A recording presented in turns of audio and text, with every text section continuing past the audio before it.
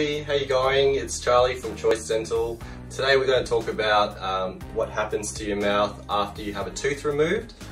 So the other consequences of having a missing tooth and basically having a gap.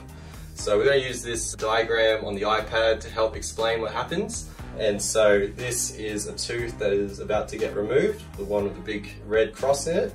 And so it is going to get removed for whatever reason, whether it's infection or pain or just badly broken. So here it goes and it's extracted.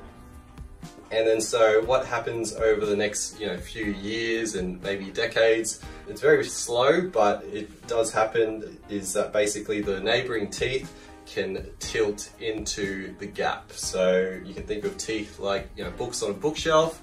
You take one away, the other ones can tip and tilt.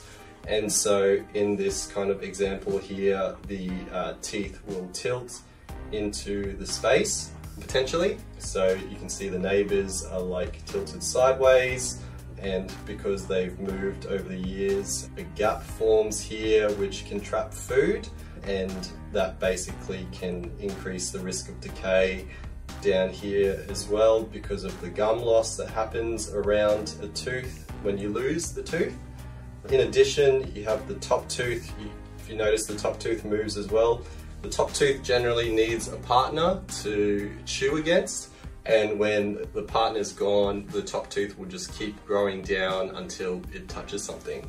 So the top tooth, you can see it just starts to grow down, and potentially it can get decay as well because you'll find that food may trap in this area as well.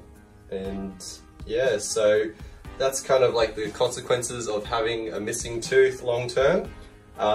This is all just a cartoon. In real life, this is one example. In this person, they had their top tooth removed a long time ago. The bottom tooth has grown up slowly, and because of that, it's hanging higher than the rest of them, which is a problem.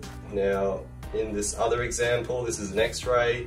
You have some teeth that are straight, and then there's a missing tooth here, and then over time the teeth behind the missing teeth have like tilted, and so tilted, you can kind of see that they're sideways instead of straight. Now the problem with the teeth tilting as well is that it kind of tilts into the space where the tooth would be, and it makes it hard to replace the missing tooth later if the tilting is really bad. So in this case, this person wanted a couple of teeth replaced where they had some teeth lost in the past, and then because of the teeth tilting, they couldn't do that straight away. They had to undo the tilting first, and so in this example, the person had to undergo braces to upright the teeth, so there's a bit more of a space here to replace the missing teeth. And then once the braces were done, a new tooth was replaced in the gap. So here is an implant and here is a bridge. But we always recommend that if you're going to lose a tooth, try to replace it as soon as possible, ideally within maybe 6 to 12 months, just to prevent the teeth from tipping in the first place. And then that also helps you chew again faster as well. Alright, hope that clears things up. In our next video, we'll talk about other ways to replace missing teeth. But yeah, this video is just to talk about what happens to your mouth after a tooth is removed. Alright, thank you.